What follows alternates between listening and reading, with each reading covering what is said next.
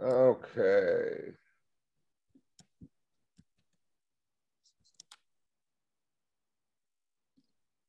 Well, last time we had talked about our Slack channel, and I had asked everybody to join and post something up there, and I see that a whopping, what, 7 of you have done that out of, I think, like 60 something. So I guess suck less and let's get that done this week. So if I put stuff up on Slack, you will see it.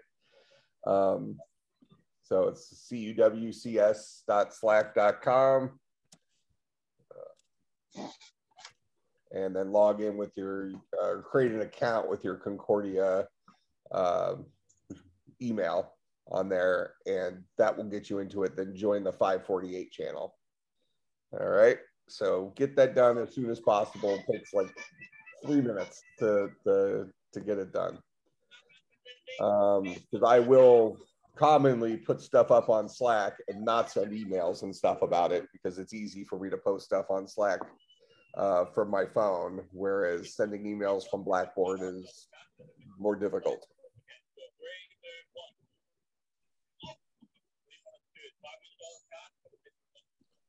All right. Secondarily, so next week, it's a little bit of a weird start to the semester for you guys, but the undergrad is on spring break. So I will actually also be gone next week. So we won't meet for class next week. But I do have 2 small papers that shouldn't take very long. So if you are going to be gone next week, you can probably hammer these out. Homework 1 is a paper looking at the different flash-based storage technologies. So I'm talking about things like SSD drives, M2 drives, the various technologies in like USB jump drives. So that's what flash memory is. So research it. So I'm not expecting you to come in with a whole bunch of knowledge of this. I want you to look into it. That's the point. So it's a 3-page paper looking at that, and that is due a week from today. So that's due next Thursday. And then the second paper is explain why a computer needs to know about both the target architecture as well as the target operating system for creating software. So if you haven't had some of this stuff, you'll have to learn what a compiler is and stuff like that. But this shouldn't be an incredibly difficult paper either. And that's due, I believe, the following, I think, Tuesday. Just so you know, the homework 1 is due next Tuesday and homework 2 is due next Thursday from our view. Are you lying? Maybe. So let's see, next Thursday. Well, here. Is that the right date? Does that make life better? So there. And what about this guy?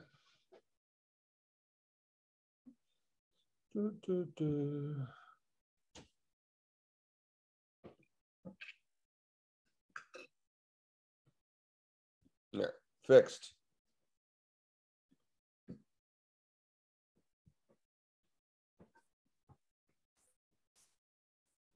Well, now she is. See, now Emily's lying. This is bad info. All right, so 2 things to kind of research during the week while I'll be gone. I will have access to internet and stuff like that. So the best way to reach me is through Slack. So make sure you get your account set up. But in any case, so that's what I'll expect you to be looking at next week. And then for some of you who don't have the computer science background, as I put up in here, some of our programming videos, I'd encourage you to start looking at maybe these, the CSC 200 videos and going through those. These will also help answer some of those questions about the compiler stuff, what that is, and that kind of jazz. So it's related to the homework anyways. All right. So last time we were talking about the CPU and kind of what it is, what role the CPU actually ends up playing. Um, so and I think I mentioned, oh, I say it in text here, but yeah, I like to think of the CPU as this collection of magic tricks where there's nothing that a CPU individually knows how to do that's overly interesting. You know, I used the example I think last time where, you know, if you can move your thumb like this, that's great. Nobody's impressed. You can move your fingers like this, but you put those things together and you can lift up a coffee mug and you know, use things. So it's us putting a whole bunch of little tiny movements together to solve real problems. And a CPU really works in a very similar way.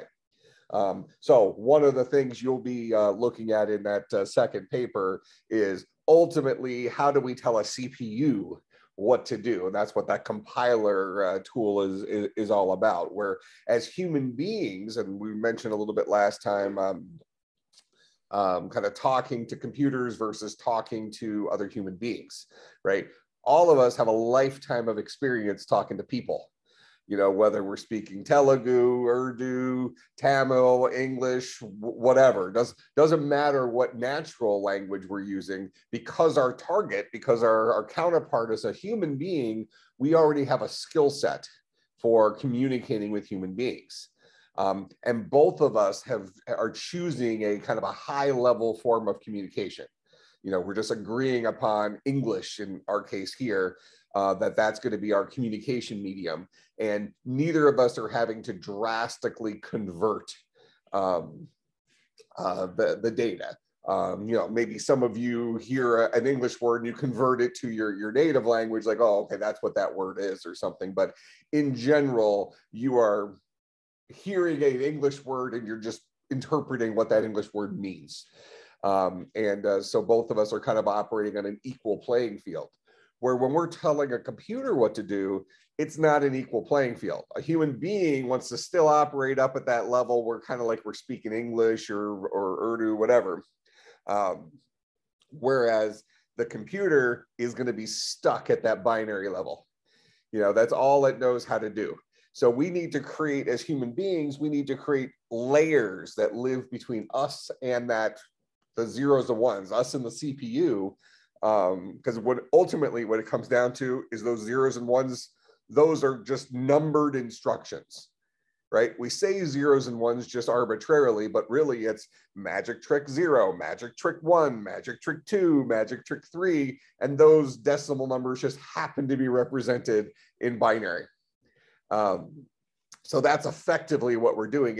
If we pretend in this particular case that I'm the computer, what I'm going to do is I'm going to put magic trick 4 together with magic trick, I don't know, like 13. And let's just pretend it's a two magic trick move. And I'm going to apply it to the problem of picking up the coffee mug.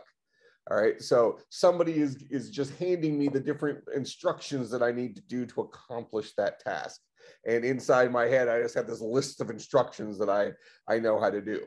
I know that's not how we actually operate, because human beings are incredible problem solvers. And, you know, the example I use in some of our intro like programming classes in the undergrad level is, you know, why is computer programming difficult? And you'll see this in the videos, you know, because often learning computer programming is considered to be a difficult task. And it's not that programming is necessarily in and of itself hard. It's that human beings have gotten so good at solving problems in our world that we have trouble articulating how we solve them. And one of the things that we need to get skillful at when we tell a computer what to do is we need to be much more granular with the individual steps that we have to tell a computer what to do. So it's almost like it's figured out our one little weakness. Like, hey, we can solve a whole bunch of different problems in real life as a human being, but we might not necessarily be all that great at telling you exactly how we solved it. We just kind of did. You know, something like that. I often use the example of like walking. You know, you go through the halls of the university, and and folks are they're checking their email, they're reading stuff on their phone while they're bobbing and weaving out of people. The idea of walking isn't even, it's so trivial that it's not even worth your full attention. Yet if I asked you to describe in detail all of the little magic tricks that have to happen in your body, if you pretend like you're the CPU, all the little things that have to occur in the right order at the right timing and all that stuff in order to accomplish walking, you can pretty quickly realize just how impossibly complex that task is. And it's not even worth our full attention. And you can just repeat that example through all sorts of things that human beings do on a daily basis. So these are, I really think that's an important concept for computer scientists to kind of recognize, is that talking to a computer is not hard. It's just so foreign to the way we've operated. We learned the hard stuff growing up. We learned how to deal with human beings growing up. We learned how to deal with manipulating through our environment while we were growing up. And now, as experts at problem solving, where we don't need to deal with those details, the minutia, we're now thrown into the situation where we have to, at worst, drop down to these, this level of saying, okay, well, we'll do little magic trick 3, then do magic trick 7, then do 14, and then do 2, and then do 2 again. And that's not comfortable for us. And we accomplish so little. I mean, the amount of effort we have to put in just to pick up a coffee mug seems not worth it. So as human beings, we need to create layers that sit between us and the computer for our own sanity, is ultimately what it comes down to. Let me make sure other people aren't in the waiting room.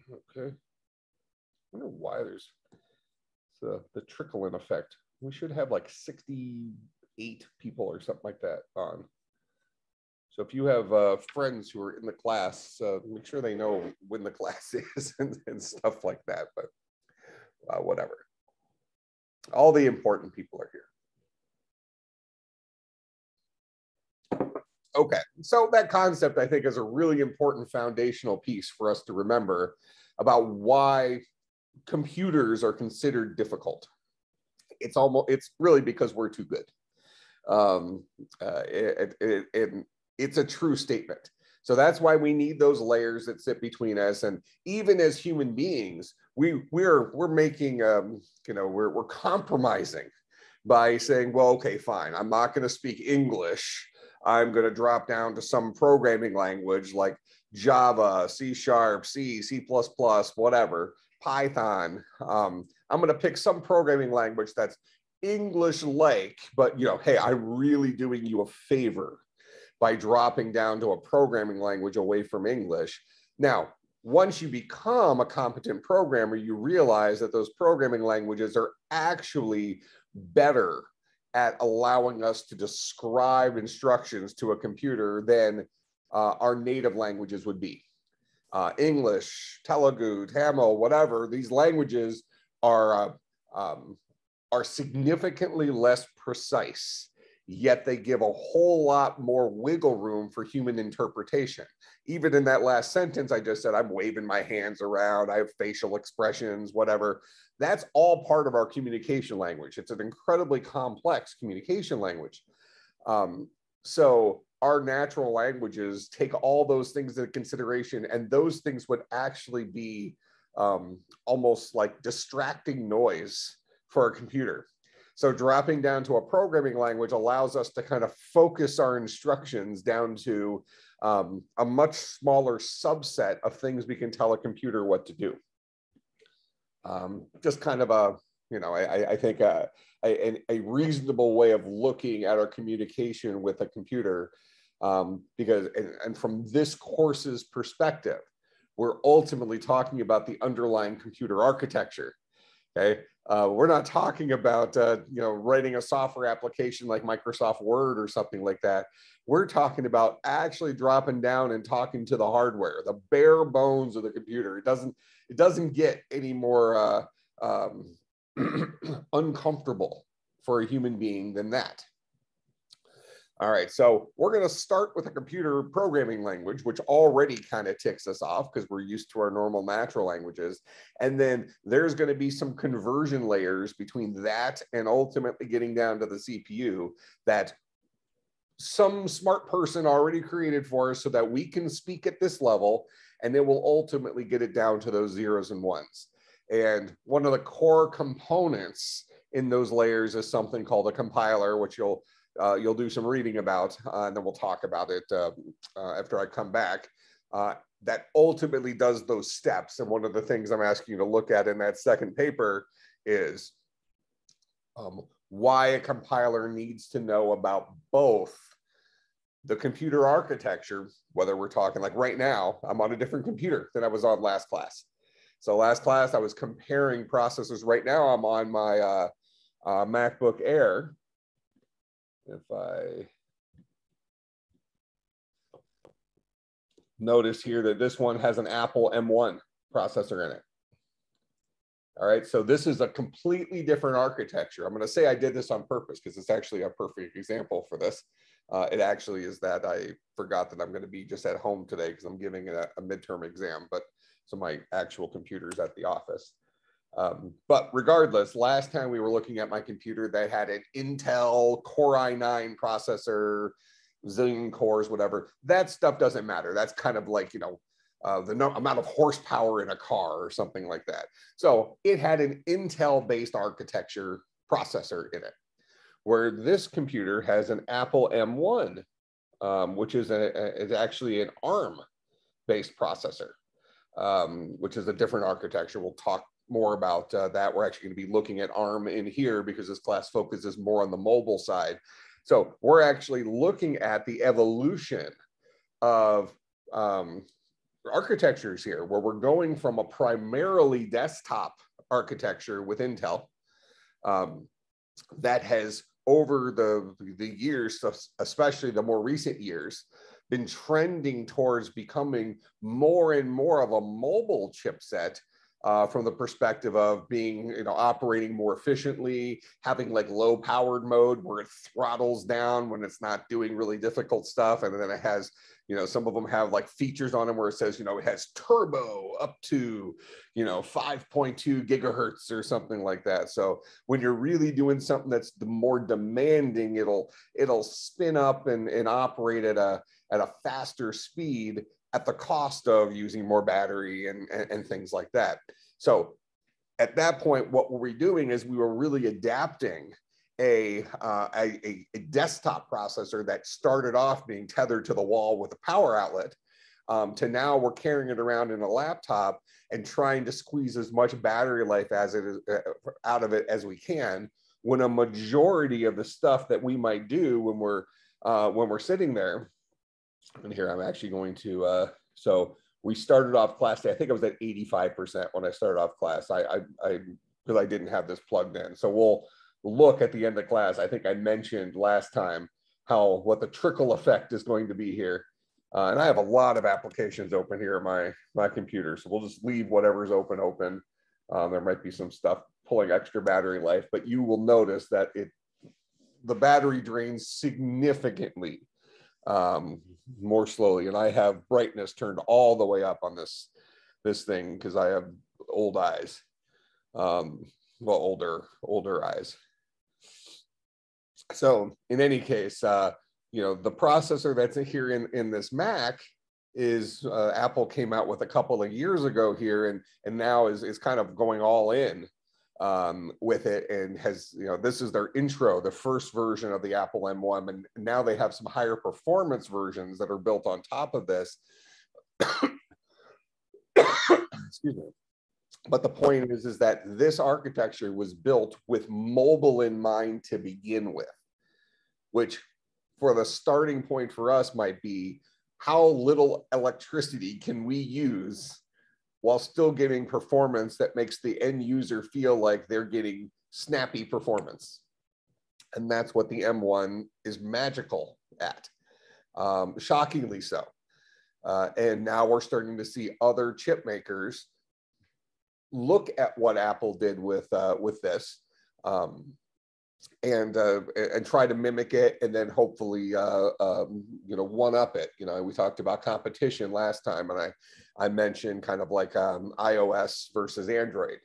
And regardless, I'm guessing if I take a poll of this class, actually this class would be pretty interesting. I bet you this class is probably a little bit Android heavy, but generally you poll a class, you get about half the people using iPhone, half the people using Android. And right now we would make the argument that neither user is stupid, right? They're both quality products.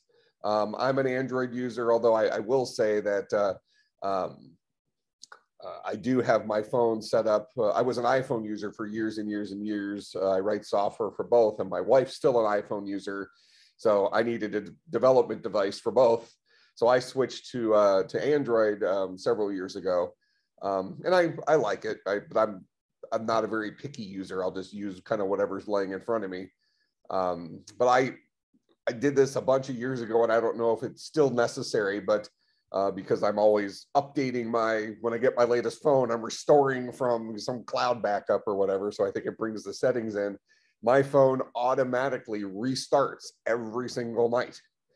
And I have it set to do that because I was finding bad battery life and things like that if I didn't do that. Because Android just wasn't as good at managing running applications and things like that as iOS was, where I never did that with my iPhone. So, there's still going to be some issues there when you compare the two products. But in any case, we can certainly say today that both iOS and Android are legitimate competitors, where whoever has the most recent release of their operating system probably has the latest, greatest bells and bell and whistle that the other one might be interested in integrating into their next release. And that's good for the consumer. We win as a consumer when we have two super rich companies competing with each other for our business, because then we get great products out of it. We'll be talking a little bit about virtual reality in this course as well. And a couple of you have done some stuff with VR with me. Emily is in our VR think tank, so she's done quite a bit with VR with us. And one of the issues we have right now is we have one competitor. We have Meta, Facebook, whatever, and they're doing some really, really, really good stuff. But it kind of sucks for the consumer that we're just standing around hoping that somebody else steps up and challenges them. And that's a problem.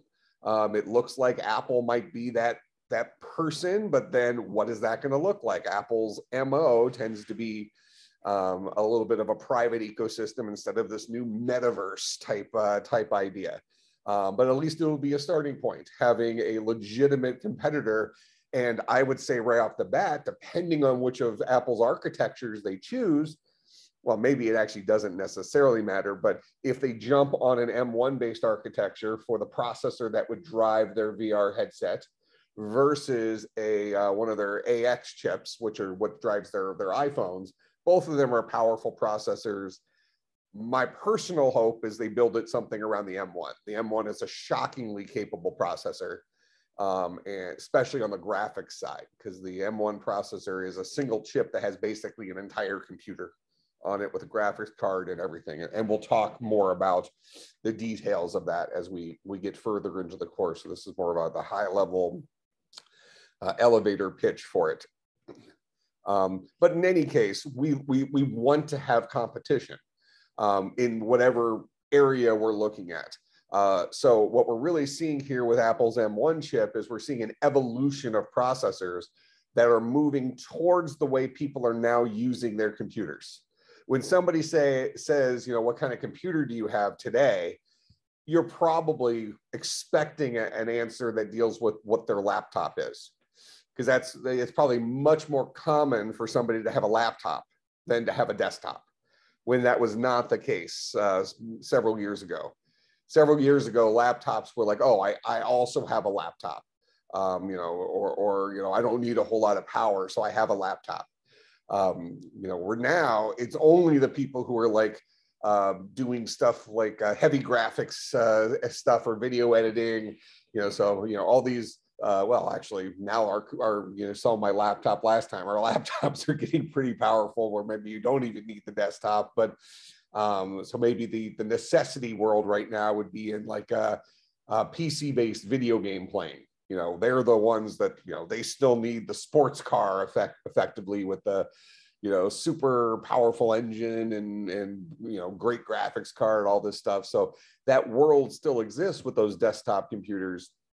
But even then, we're moving away from it. Now you have gaming laptops that have graphics cards in them that are not that separated from the desktop version of it. I think right now you can get a laptop with a NVIDIA 3080 graphics card in it, where there's only two GPUs more powerful than that. There's the 3080 Ti and the 3090. Now, are you giving up a little bit having it in the mobile form factor with heat and things like that? Let's say maybe, but we're still right there. We're close. You flip over to the Apple side of things. This is Apple's first M1 chip. In their new MacBook Pros, they have an M1 Pro and an M1 Max processor, and the M1 Max has more cores, has a better GPU built into it, and it's supposed to have a GPU roughly equivalent to a 3070, 3080 NVIDIA thing. I mean, these are high-end graphics cards that can drive VR really easily and stuff like that. So the point that now you have a processor that effectively has, a very high-end graphics card built right onto the chip. And that's where we are today, right now. That is pretty impressive for where we might be a year from now, 2 years from now. Because if Apple can do it, other companies can do it. I mean, I do like Apple's innovation, and Apple, because they're a company that has so much money, they're able to take risks with some of these things. Facebook is similar to that. That's probably why they are currently a leader in VR stuff. So we need those super, super rich companies who can take those initial risks and create new new industries. We haven't had a new processor industry in years. Intel's been, you have a computer processor, it's Intel. That's what it is. And you had a compatible processor through AMD, which was still Intel architecture, but just made by a separate company, and it lets you save a couple of bucks or something like that. And they did start becoming a little bit more of a legitimate competitor with some extra features in their processors, but really they were still a desktop processors, and we typically saw AMD processors in what we would consider the more budget-friendly computers, because they did have a lower price point in general. So we're seeing some of the things I'm talking about in the current product line, and we will talk about that architecture stuff, because what's very interesting here, and this is related to that second paper, the why does a compiler need to target both the operating system as well as the architecture. I'm running, let's take an example program. So here, I'm running Chrome on this computer. I'm running the Slack app. I'm running Zoom. Slack is probably a good example. So the Slack application here, this guy I don't think there's been a major update recently. So this Slack application was released for the Mac, targeting Mac OS X and the Intel architecture, because that's what Macs ran until more recently. And even you can buy a Mac today that's still running Intel. They're in their transition period over to their M1 processors. But this software you're looking at right here was written, and I got to transition over to the coffee machine. That's priorities again. So this was written to run on Intel. Now, when I got this M1 MacBook Air, it did, I didn't have to go and download a special version of the of Slack that only knows how to run an M1. Years ago, when Apple first switched over to Intel away from their PowerPC processors, that was a problem. When you got the new computer that was running an Intel processor, none of your software that worked yesterday worked today because it wasn't created, wasn't compiled for the correct architecture. Well, this software I'm looking at right here, Slack, is not compatible. It's not compiled for the architecture that I'm currently running, yet it's working. So Apple has a piece of software that they wrote to complement the release of their M1 processors called Rosetta that does a real-time translation between the Intel-based instructions and the M1-based instructions to allow my software to keep working, and the performance is good. And that gives them time for other software applications to release versions of their software that target the M1 processor directly. So there really isn't a hiccup that a user who's going to switch over to the new architecture, the M1, gets all the benefits of the M1 without giving up a whole lot. I think the performance is considered, you know, you get at least 90% of the performance out of it, something like that. It's not considered to be a problem for your average everyday application, which is a good thing because now the users aren't paying the price for making that transition, yet we're still getting the value out of that transition. So in any case, we are seeing the evolution of our processors today moving more towards a mobile-minded processor, lower power, so uses less battery life, especially when you look at the form factor of our computers. You know, this laptop is super tiny. I mean, most of our laptops today are not necessarily overly giant. You know, maybe a gaming laptop gets pretty large, but in general, most of our laptops are fairly portable. But the latest trend in laptops, you might say, is they're becoming what would be called like ultra portable, where you can carry them around very easily. They're super light. Well, to make a laptop super light, then what does that mean? It's got to have less battery in it because batteries are heavy is what it comes down to. And also batteries take up more space. So you can't make a laptop super, super thin unless you have a way of either squeezing more battery into more places or requiring less battery. It becomes a very interesting problem to solve that we're architecturally chasing inside the computer. So interesting things. And with the M1 processor, we're really seeing it. Let's see where we're at. I'm at 79 right now. See, that's actually draining quicker than I would have expected. I think one of my applications probably is using more. Actually, I can see on a Mac. Can't I see? Oh, Zoom is using it. Oh, so that's actually not. We're going to see where it goes because, you know, I've advertised that I've been on a Zoom meeting and had pretty much all my battery life at the end of the meeting. I was attending a meeting maybe instead of sharing my screen. So this might be an interesting thing because I'm not only sharing my screen here, I'm also recording. And maybe that time I was in a meeting that lasted long, I wasn't, where I had 99% at the end, I wasn't doing all those things. But in any case, the battery life is solid battery life, and this significantly has a smaller battery in it than the machine I was using last class. Oh, I gotta hit my button here.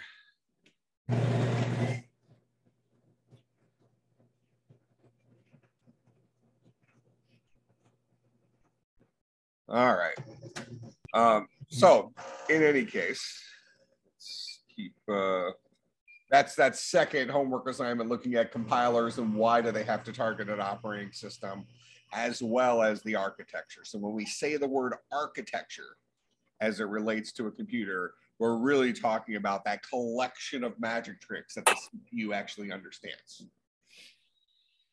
Okay.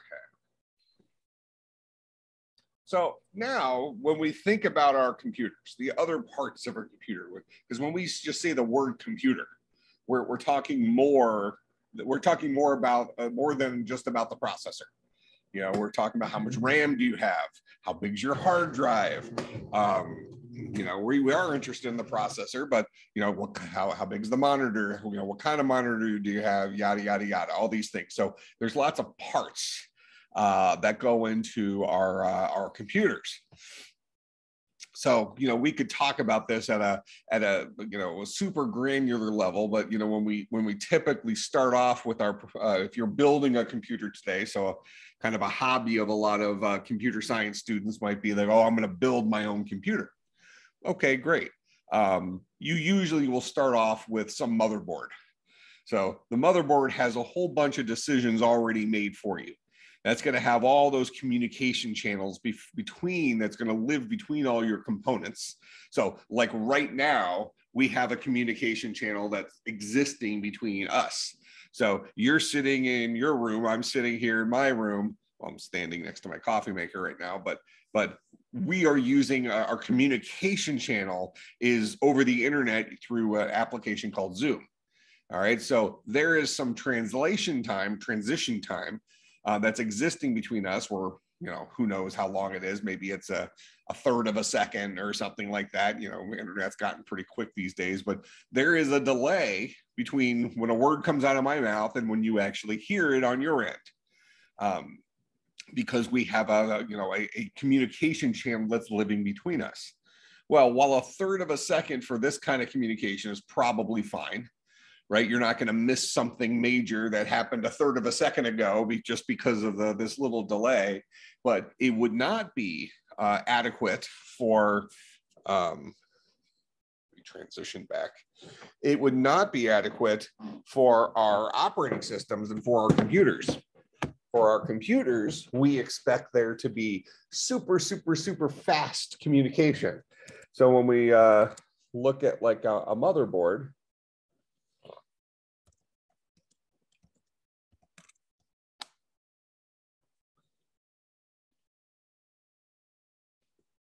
yeah, we're gonna get something like this guy. A better picture of that maybe in here.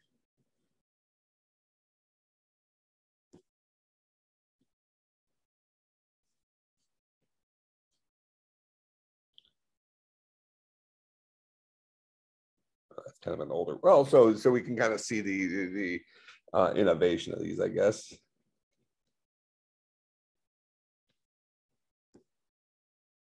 Oh, we'll just go with this one. It's not actually the newest, greatest, latest kind. But anyways, when you look at this motherboard right here, this guy already has a lot of those communication channels already built into it. This little part right here is where the processor will live. Does that make it bigger for me? Maybe that's a little bit better. So this guy right here is where the processor will drop in. This is where you put your memory sticks, your RAM. Somewhere in here, there's going to be some serial ATA ports where you can plug in a cable and it'll go to your hard drive. This I don't see it on this one, but maybe it's just because I'm not picking it up somewhere in there. But some of the more modern ones will have like a thing for an M2 based solid state drive, which you'll read about when you look into your paper. These guys right here are PCI Express ports. So like, you know, if you're going to put a super high powered graphics card in this guy, you probably are going to use this longer one here, which offers more processing or more electricity being fed to it, more bandwidth for moving data back and forth, yada, yada, yada. You know, for smaller things like maybe a network card or something like that, these shorter ones are going to be adequate for the communication channel, stuff like that. So this motherboard makes a lot of the decisions for you already when you are building a new computer. You're not having to choose those things. And maybe that's a problem for some people because when they are starting to build a computer, they're going to probably go out and shop for a motherboard, and they're going to pick a motherboard that has the right features that they're interested in. Supports the right processors. You know, does this guy support the latest, greatest processor that's coming out tomorrow? Does it support the fastest memory that's currently available? So within those subcategories of computer components, we have evolutions of those guys. So, you know, RAM comes in a bunch of different speeds. processors come in some different, not really form factors. They're all kind of this, well, for a long time at least, the ones that are not just soldered onto the board, you know, they come in the same square form factor, just the number of pins on the bottom of it is keeps getting larger and larger. Now there aren't even pins. It's now it's like a magnetic metal contact type thing. But in any case, for the purposes of our discussion here, the motherboard makes a lot of those decisions for us. So when we talk about the concept here of what do we care about in our computer, you know, these are some of the decisions that we have to make. You know, we think about, well, how much RAM does my computer have? Well, what does RAM let me do? This is what we would usually call system memory. The more system memory we have, the more applications we can have open at once. This goes back to our concept of how do human beings solve problems? We use memory, asking questions, and repetition. Well, that memory thing is pretty important. We have to be able to remember stuff. And the more RAM we have, the more random access memory we have, the more stuff we can remember. And we rely on RAM to be pretty quick. It's not necessarily the fastest memory that's in our computer, but it's faster than a hard drive. We'll make some of those comparisons here in a second. You'll look more into that when you look at your paper on the flash memory stuff. For the different speeds maybe. But in any case, when we're thinking about kind of short-term memory, like, okay, I have 3 applications open. I need to remember 5 numbers over here. I need to remember 3 strings over here and maybe a couple of characters here in the middle. Each one of those things I need to remember is going to take up some amount of memory. So we need to make sure that we have enough total memory in order to remember all that stuff. You know, and if you remember last time we looked at my computer had 64 gigabytes of memory. Well, this computer only has 16.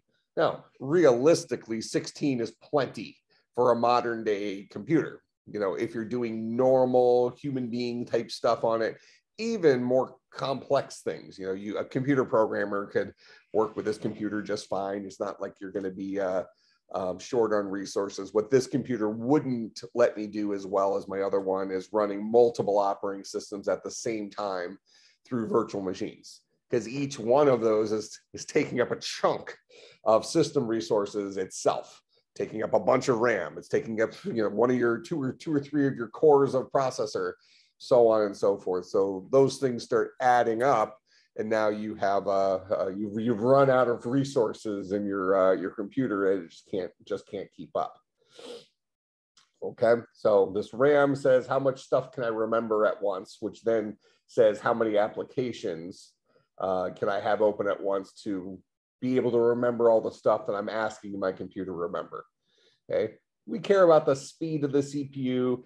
Based on our conversation today, we also, in fact, maybe today we care more about the architecture of the CPU rather than the speed. Because speed is a little bit of a difficult thing to actually discuss when it comes to computer architecture. When we're thinking about like a car, and you know, so you can kind of say, well, I'm going to compare my car based on, one way of comparing a car might be based on speed. Well, this car has a top speed of 110 miles per hour versus, you know, some sports car has a top speed of 220 miles per hour, something like that. I'm not sure why we need to go that fast, especially if it's just a car for general purpose driving, but regardless, you know, that's something that we might compare, and that's a one-to-one comparison, right? We're not thinking about the consequences of how much more fuel does the car that goes faster burn. Because the engine that's in it has more capabilities, it's probably going to be less efficient, and its focus is on speed performance, not necessarily fuel efficiency. So one way we might compare cars is through speed. Another way we might compare cars is through you know, their efficiency for fuel, especially today. You know, if you've been keeping up on the news, I mean, I think our gas hit $4 a gallon up here yesterday, and I think it jumped even more today. I don't know what it's at, but I mean, I won't be surprised if it hits $5 or $6 a gallon here pretty quick. And now we're in the point where a lot of people are changing their driving habits. And this is up here where we don't necessarily have drastically high gas prices. You go down to Chicago, you might have to take out a home loan just to fill your car up. Take out a home equity loan to afford to fill your car up with gas. I'm looking pretty smart here these days, temporarily at least. I have a Tesla, so I have an electric vehicle, and I just charge it in my driveway, so I'm able to avoid going to the gas stations and dealing with the emotional trauma of having to look at the price you're paying per gallon. But in any case, one way we might judge a vehicle might be to say, oh, well, we care about, which one gets better gas mileage. And that's especially true today. We want to go to the gas station as little as rarely as possible. Okay, so, similarly, if we're thinking about our processors, and we've talked about this some today already, we don't just think about speed. In fact, anymore, we might not even think about speed very much, because we might just say, well, it's fast enough for everything I do. So this computer has an M1 processor in it versus that other computer has that Core i9 with 16 cores in it. If we're comparing those to like the sports car analogy before, the M1 has a maximum speed of 120 miles an hour. The Core i9 has that maximum speed of 220 miles an hour. But if a majority of your driving, you're only going 55 miles per hour, does it matter which of those two cars you're in? Both of them can easily go 55 miles per hour. And you're going to get better fuel economy out of the car that has the lower top end speed, because its capabilities, its maximum capabilities are less. So the stuff that had to go into it focused less on power and maybe more on efficiency. And that's really the example we're looking at here when we're looking at the evolution of our modern CPUs as we move more and more towards mobile, where we're running off of battery power instead of wall-based constant flow electricity. Just kind of some real life comparison type things. So we want our CPUs to be fast enough, but we can probably make the argument that a majority of non-super budget pleaser computers you buy today are probably going to have processors in them that are capable enough to do the stuff you're going to do. And you only really need to consider your processor speed if you are buying the computer for a special purpose use, like video game playing or like video editing, things like that. And even with video editing, the speed of the processor doesn't necessarily have a drastic difference on your ability to render video. It just changes the time it takes. But usually if you're rendering a whole bunch of video, you set it and you go to lunch or you go to bed or something like that. So if it takes 3 hours versus 1 hour, it doesn't really matter because you're asleep. But these are things that you're kind of considering, and it's not just the speed of the CPU. Similarly, number of cores, how many things will you be doing at one time on the computer that really can be divided up among, we talked last time about how many people does it take to change a light bulb versus how many people does it take to shovel the parking lots at Concordia. If we have 20 people sitting there ready to help to change one light bulb, we don't really gain any performance. But if you have 20 people helping shovel the snow out of the parking lots, well, we gain quite a bit from that. So depending on the tasks we're doing on our computer, more cores might be really beneficial. Video editing would be a good example of that. If you're doing video editing stuff or animation, computer animation stuff, anything dealing with rendering things, the more cores, the better, because those are things that can be divided up into subtasks where we can actually have each of those cores working at full speed on a different part of the problem. Okay, so another interesting type thing to consider. So more cores isn't necessarily better. It comes down to what you're going to do with the computer. Probably the more cores you have, the more electricity the thing's going to use. So we're back to that sports car that can go 220 miles per hour versus maybe a computer with less cores is more like the car that can only go 110 or 120, whatever I said, miles per hour. Now, as we start moving towards mobile, more and more towards mobile, even though we've started making some of those decisions have been in there, the amount of RAM does not have a drastic impact on like battery life and things like that. But speed of the CPU, so the electrical use of the CPU would. Number of cores in the CPU also would, because each of those cores is kind of another full CPU that's going to be taking up electricity. So these things all drive, your ability to be using the computer away from the wall. All right, so one of the things we do care about today, and when we think about our mobile computing, is our battery life. Whether we're on a laptop or whether we're thinking about our smartphone, you think about every new smartphone that comes out. They talk about what's the battery life, because you want your phone to be able to last all day. You can plug it in at night when you go to bed, but you want it to be able to last all day. And for a while, our phones kept getting more and more compact. Now they're starting to give you more battery life. So they had brighter screens, better resolution screens, but the screens were kind of shrinking down so the phone fit in your hand better. Well, now the screens are ballooning back up, right? Every new phone that comes out has like a normal version, and then it has the XL version. My phone, I have one of these, the Samsung Galaxy Fold phone. So my phone actually starts off as like I don't know if you can see in the video, it starts off like this, but I can fold it open where it's like a mini iPad when all is said and done. So that's going to take up more battery life, which means that they need to put bigger batteries into these things. So these are all design decisions as well as consumer decisions to decide how you're going to use that device. I watch a lot of YouTube videos and things like that on my phone. That tends to be one of my use cases.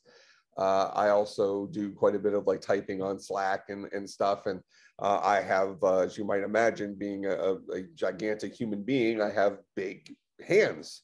So, like I just showed you, I don't know how that's showing up on video, but this thing's completely open and I'm holding it in my hand just normally. So I can hold iPads that way too, at least an iPad mini pretty easily. So, this phone doesn't look as big when I'm holding it as it might look if my wife was holding the phone, and she's a significantly smaller person than me. But again, these are trade-offs. We might say, okay, so battery life is certainly an important thing. We might also talk about ports. Okay, so even if we're thinking about laptop decisions, so the laptop I have today versus the laptop from last class, laptop I have today has 2 USB-C ports on one side. That's the only ports I have on this entire computer, is 2 USB-C ports on the left-hand side. My other laptop, the MacBook Pro I had last time, had 2 USB-C ports on each side. Well, so, how can you make it have more ports? Well, yeah, USB-C is very capable. So, but now all of a sudden you're stuck with dongles, right? So that's, Apple took a lot of heat for that when they switched to a computer that only had those smaller USB-C ports, since so many of us have, like one of the things you're going to be looking at in your paper is going to be those USB, those USB jump drives. Well, most of those are USB 3.1. The bigger USB thing. So if I had one of those jump drives right here, I have no direct way of plugging that into this computer. And this is a newer computer. I have no way of plugging it in because Apple made a decision to only have USB-C ports. And this gets back to a comment we said earlier today, which involves this idea that Apple is a big, rich company and they can drive changes like that. From a technology perspective, we can certainly say USB-C is better than USB 3.1. It's better. It's got more bandwidth. It can support more devices. It can carry a lot more electricity at the same time. It's better in basically every single way. It doesn't matter which way you have the cable to plug it in. It goes in either way. All sorts of it's smaller. Okay, so all sorts of better things. But a lot of us already have devices that use normal USB-C or USB 3.1. So Apple has the capability, being a super rich company with a very, very, very loyal fan base that's going to buy the stuff from Apple regardless of how inconvenient it might be, where they can say, okay, we're just going to go to USB-C.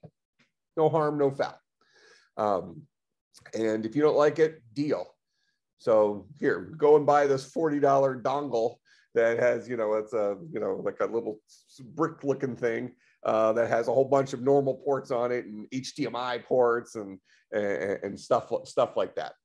Things that, you actually might want in a laptop. A lot of their newer laptops that are coming out now do have an HDMI port on the side of it for like plugging it into an external screen.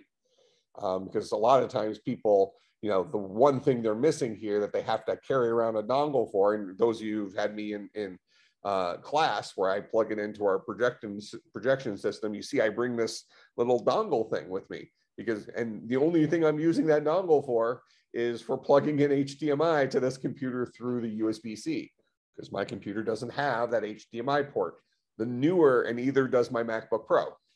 That's the one I actually use in class, my bigger computer. But the newer Macs, Apple, through pressure from the consumer or whatever, they've now included an HDMI port as part of the available ports on their computers, because people demanded it and Apple decided, okay, that's a decent idea. So that might be the driving force that we have. But a company like HP or Dell or even IBM, these companies have not gone that direction with their laptops. Many of them have included a USB-C port on their laptops, but they're still maintaining at least one, in most cases more than one, normal USB port.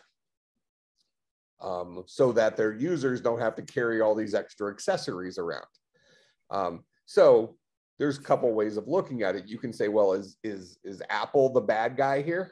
Why is Apple inconveniencing people? Yada, yada, yada. Well, we might start off by saying, well, it's because they can. But is that a bad thing for the consumer? I guess it depends on how you look at it. What do you think? Does anybody think that Apple made a mistake doing only USB-C ports on their computers? Or should they, and should they have kept at least one normal USB port? Or do you think it was good that Apple said, okay, line in the sand, all of our computers are going to have only USB-C and the rest of industry will just have to catch up? What do we think? Was Apple doing the right thing or the wrong thing? Opinions. I think Apple is good, like Type-C. But that's the main reason for their high tight security, Okay, so I mean, so you're saying that maybe they made the decision for a security purpose.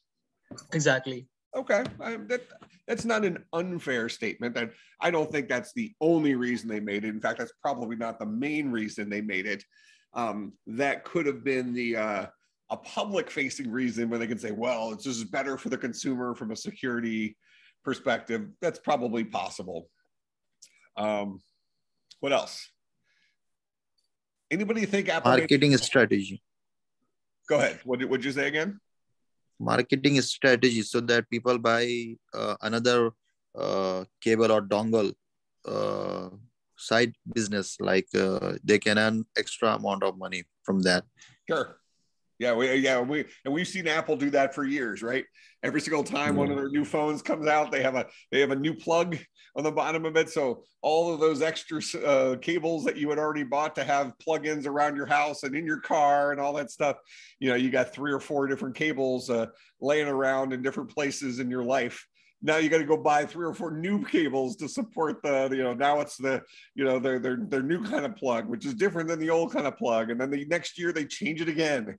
So it's, so Apple has a long history of forcing you into buying new cables, and even more insidious is, if any of you, you've probably had this situation, especially if you're an iPhone user, is Apple has often put kind of proprietary technology into their cables so that it makes it more difficult for like third-party people to create compatible cables.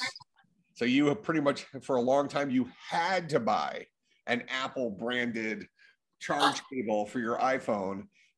Otherwise, you might have to go through 3 or 4 different third-party cables, which might be a third the cost, until you found one that actually charged your phone and things like that.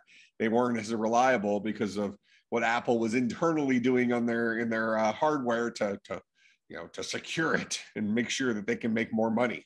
Because that's what Apple needs, is more money, right? As a business, Actually, for me, yes, they do need more money. Go ahead. Actually, for me, I think they're just trying to be unique and trying to do something other people doesn't do, because they're just trying to be distinct. That's just what I think.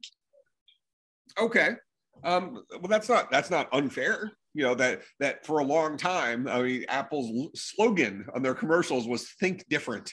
They haven't used that in a while, but I do think Apple for a long time has positioned themselves as, the unique company, trying to create that persona of why should you spend more money for an Apple product than for let's call it an equivalent HP or Dell computer. We see this with cars as well. If you're going out car shopping, even within, let's take like a Chevy. So Chevrolet is one of our, in America, one of our main car brands. Well, Chevy also comes in a couple of different flavors. So we have GMC is also a Chevy brand, but it's considered to be kind of a tier up from just normal Chevrolet. And then you go to the next tier up over that, we're looking at Cadillac.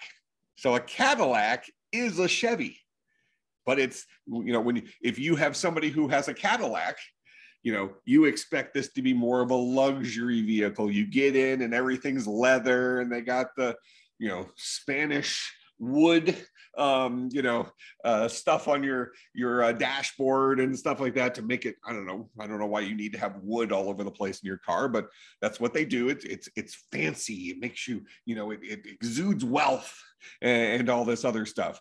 So why would somebody buy a Chevy versus buy a Cadillac?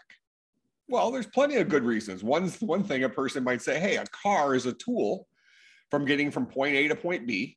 I need a reliable tool. It needs to be comfortable. I don't want to, sit in an open air wagon. But it doesn't need to be super, super, super posh, super fancy. It just needs to be fine. It needs to be good enough. And they're going to say, you know what? I'm going to save 30% on the purchase price of this by picking a Chevy versus a GMC or a Cadillac. Stretch that percent in different directions depending on what level you go to. Another person might say, well, I'm a business person and I want to give the impression that I'm successful, and so I'm going to go and I'm going to buy a Cadillac because that fits my job. So maybe lawyers, if you're a lawyer, and this is probably maybe a problem with social stereotypes in the world, especially in the United States. I guess I can't necessarily speak to it being everywhere, but I given the stuff that's on the news these days about these giant super yachts that are being repossessed from all these sanctions from the war that's going on. It's we're certainly seeing people living in excess, right? So this is not something that just happens in the United States. But if you're sitting at the courthouse and a lawyer pulls up, you would probably expect that lawyer to step out of a Cadillac or a Mercedes or a BMW, not stepping out of a Honda Civic, something like that. When probably from a reliability perspective, the Honda Civic is probably the more reliable vehicle. Honda gets extremely high ratings for reliability. It's kind of uncanny, to be honest. In any case, it's a prestige thing. It's not a logical thing, and it's kind of a problem. Why should people be forced into paying more for a product just because they can, and now they're expected to? Where you might say, hey, you're a doctor or you're a lawyer, you've worked really hard to make a nice living. Why should you have to blow that on living up to a stereotype? So I don't know, just kind of a funny upside down thing, I guess. I've always driven like an SUV or something like that, just because I'm a big guy. I've never been a car guy. I do have a Tesla now. It has more to do with the technology, but I guess this is easily the most expensive car I've ever bought. I could afford more car, but I don't need more car. I just need to fit it in and for it not to destroy my back and that kind of stuff. But in any case, these are interesting things. So, back to the Apple, concept here, what was Apple thinking when they did this? And I think we can go back to a historical decision, and maybe we're actually, at this point, it's hard for me to use some of the older examples I use, because now we're, with the young people in the classroom today, you're separated enough from a time period perspective that you didn't actually live through this part of it. In the early days of iPhone versus Android, now you've probably been on a computer, on a website. You've been on a website that has like Flash stuff on the website, right? So Flash is kind of like an embedded animation-y type thing where, so for instance, like Yahoo Games, I think they've switched away from it now, but for years, all the games were like, if you wanted to play online poker, you were playing, it was a Flash-based piece of software running inside the web browser. And you would play poker, through that. So Flash was very, very popular. Well, in the early days of smartphones, because one of the pushing thing for, kind of the sales pitch for why a smartphone, especially for the early days of the iPhone, what did the iPhone let you do? It let you browse the web as if you were in a regular computer. Where prior to that, phone-based web browsers were very much okay, I just need to if I can somehow accomplish getting like the phone number of a restaurant or something like that, I might be able to accomplish it. They were not user-friendly. They didn't really give you good formatted stuff. Industry had not started making mobile-friendly sites, all this stuff. So Apple's original claim to fame with the iPhone was, it's a normal web browser in your pocket. You can actually browse the web legitimately. And that was a big deal. Apple took a lot of heat early on because their phones, their web browser did not support Flash. And at the time, Flash was considered industry standard. Not supporting Flash made many websites not work, or at least part of the websites not work. So we can ask a very similar question to this USB question now. If a high percentage of people who had smartphones were carrying around an iPhone, especially in those early days, and any website that had Flash did not function, is that a problem? Anybody in here know what the replacement to Flash was? What did we end up with? All these sites that got rid of their Flash space, and this, I'm using the word Flash here. It's different than Flash memory. This just happens to be the name of a product, a software technology. So it's not based on what your homework assignment is. But does anybody know what the replacement to Flash was? What technology was the replacement? Plugins. Say this again. Plugins. That's not the, so I mean, you're not wrong. So you're talking about how our browsers now have a whole bunch of different plugins to support things. I'm thinking just the general replacement for how do we have multimedia presented inside of a web page. And really, we can just use that example of the Yahoo games. So if you wanted to play poker, a card game inside of a web page, it used to be done using Flash, and then it was redone using a different technology. What was that other technology? That's what I'm asking. Miniclip. It's something we take for granted now. It was HTML5. So HTML5 is very different than previous generations of HTML. When we think about HTML, we're thinking about something for like making web pages. Well, HTML5 brought into that equation the idea of logic, incorporating logic into it, multimedia stuff into it, the stuff that Flash brought to the table. So what did Apple do? Apple was the big company that with huge success with all their iPod, iPhone, iPad, yada, yada, yada. You know, they were the big fish that could say, okay, we are going to promote the transition from Flash to HTML5. And the way we're going to force that issue is by saying our devices will not support Flash. So if you want your website to work on somebody's iPhone, change it to HTML5. Okay. Now you can look at it from the perspective of, okay, is Apple being a bully? Well, probably. Okay. But he's the big kid on the playground. They can do that. And from a business perspective, it ended up being a smart thing. And I mentioned a few minutes ago, kind of the conversation I used to have with students who were kind of living through this time period.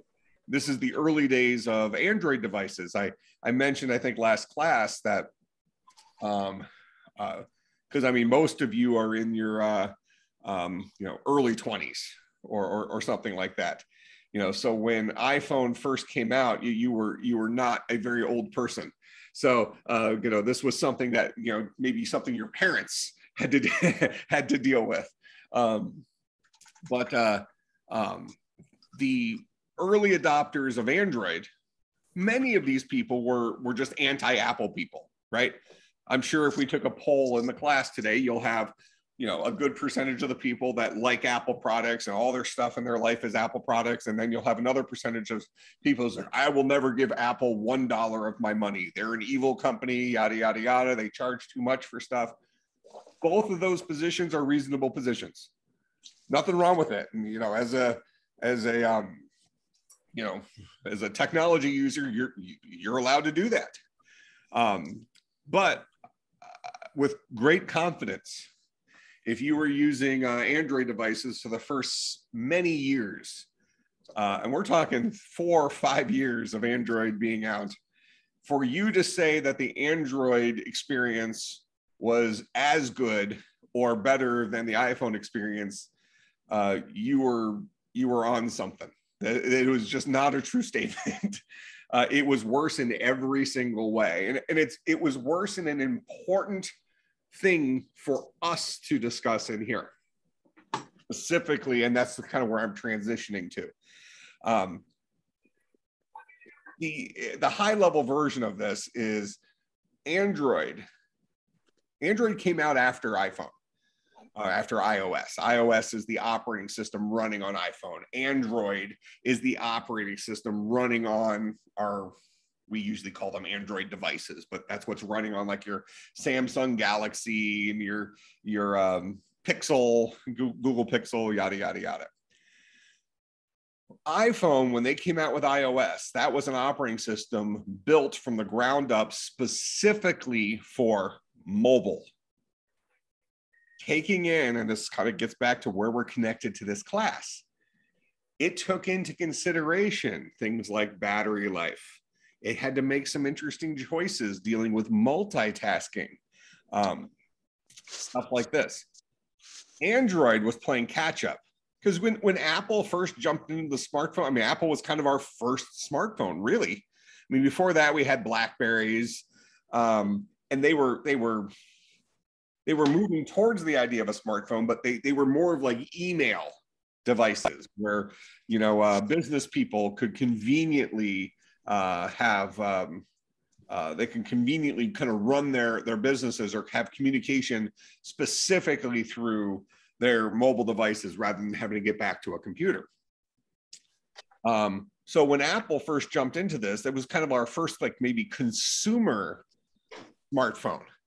And nobody knew if Apple was going to make it. Apple's not a phone company, right? Back then, everything was about Motorola and you know, these things, companies that are not famous anymore, which is kind of an interesting thing.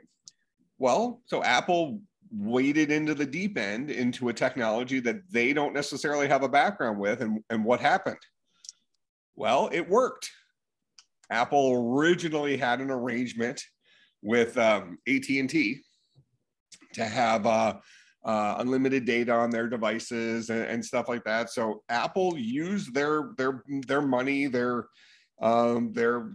flex that they could have over companies to create some arrangements that maybe a smaller company would not have been able to accomplish. So Apple kind of shoved their way and disrupted the smartphone industry.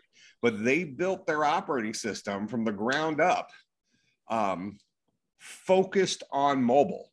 Now, that doesn't mean it was perfect, right? There was all sorts of early problems with iPhone. I'm going to kind of put a note here because I don't want to forget about this. But I do want to make a last.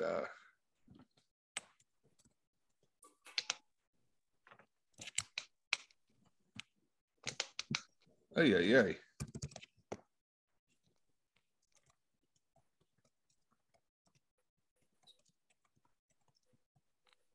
That'll give me enough to go off of.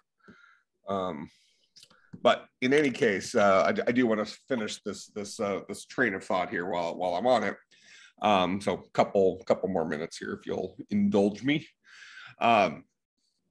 So in any case, Apple made these decisions towards the idea of having effectively a computer for many of the purposes that people use their computer for, and in a quality way that wasn't like there were situations where when you sat down, it was more convenient for you to use your phone than it would have been to use your computer. And this was especially true once the App Store went live. And by the way, the App Store wasn't alive on the early iPhone. App Store came out year 2 for iPhone. So the first year, you just had the apps that came with the device. Safari, YouTube was on there, you know, that kind of stuff. An email client. But Apple made decisions that were specifically about mobile. And so now this is where that question about flash support comes in. So when Apple says our devices do not support flash, that really had 2 different messages, and it really depended on where you were from a technology perspective. If you understood what was happening under the hood, you would support Apple's decision. If you were a business-minded person, your average consumer, which most people are going to be, you might look at it as, oh, well, Apple's just bullying it, and they want their technology support to win. So they want to hurt the competition. So they're gonna push down the competition by saying, well, we're not going to support Flash. You want your stuff to run on Apple? Well, then you play by our rules. And you know, hey, Apple's done this for a while. We saw this, you know, when the App Store first went live, especially with iPad, when a lot of people started reading stuff on their digital devices rather than paper. The best example was like the Wall Street Journal. So when the App Store went live, Apple had a rule. If you wanted to have your app on the App Store, you had to use in-app purchases to buy anything through an app. And Apple took a cut. Apple took 30% of that. And they had a couple of special arrangements for like subscriptions and stuff. Now they have them, now that it's evolved towards that today, that it's a little bit more cookie cutter, but whatever, let's just call it 30%. But not only did anything you sold through an app have to be done through an in-app purchase where Apple took a cut, 30% cut. Apple also had a rule that if you wanted to have your app on the App Store, you had to offer at least as good of a deal as you offered outside of the App Store. So if I was a Wall Street Journal subscriber through their website, so I was let's say I was getting the physical Wall Street Journal paper, they allowed me to also then read the Wall Street Journal on the iPad, and I could use my account from the website to log in on the iPad, and that was perfectly allowed. It was only for new subscribers. If I had downloaded the Wall Street Journal app on my iPad and I didn't already have a Wall Street Journal subscription, and I wanted to get one, and I wanted to buy it through the iPad, which was convenient to do, Apple was going to take 30% of that. Now put yourself in the shoes of the Wall Street Journal. Wall Street Journal is a famous newspaper, had lots of subscribers, made a lot of money. And what did Apple just do? Because Apple now is one of the main platforms that people were reading that paper, because people were moving away from reading stuff in newspaper format. Now they're reading it on their devices. All of a sudden, what did Apple do? Apple took 30% of Wall Street Journal's business revenue because such a high percentage of the readers were reading on the iPad. Apple has nothing to do with the publication industry, yet they are participating in 30% of its profit. Probably a little bit less than 30% because they're doing the credit card processing and stuff like that. But, Apple kind of strong-armed themselves in there and said, okay, start giving us cash. Apple has an MO, and so do other big companies. This is not an Apple is evil situation. This is when you're a big company with lots of success, with lots of money, you can throw your weight around and accomplish things. So finishing up the comment with the Flash stuff, when Apple said we don't support Flash, it could look like they're bullying industry and trying to make everybody play by their rules. And that isn't necessarily untrue. But from a technology perspective, and I could even show students today, it's hard to find sites that support Flash now, but if you did, and it's related to something we talked about in here, I've been talking about the battery life on this computer. So I've lost 24% of the battery life or so during class, which actually would be fairly consistent with, I think, somebody's guess last time around like being at 75% at the, if you started off with a full charge, when I'm doing the screen sharing and the,